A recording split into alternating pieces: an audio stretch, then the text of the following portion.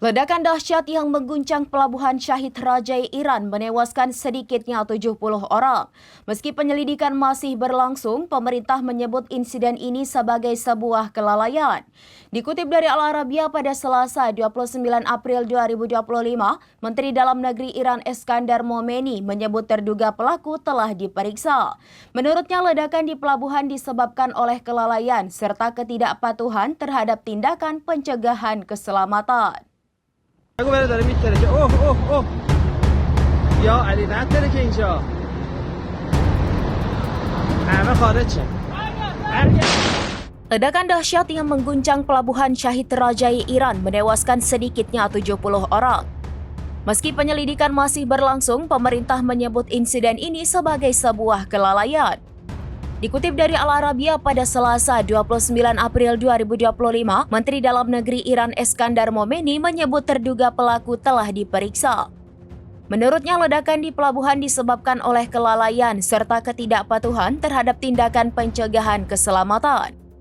Kebakaran memang berhasil dikendalikan, namun sejumlah titik api masih terlihat.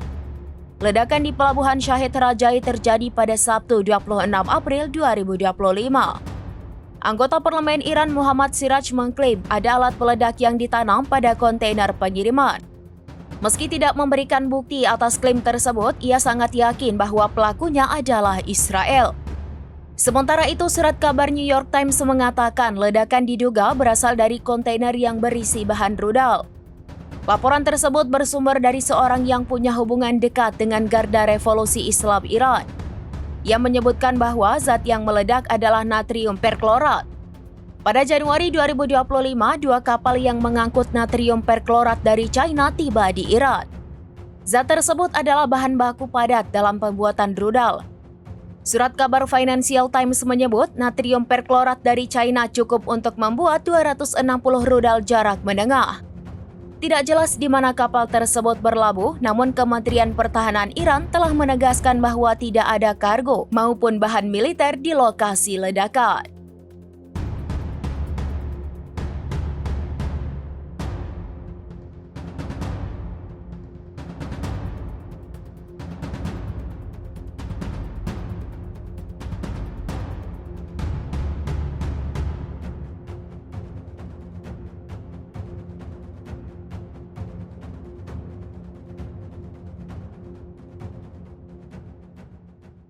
Download Tribun X sekarang, menghadirkan lokal menjadi Indonesia.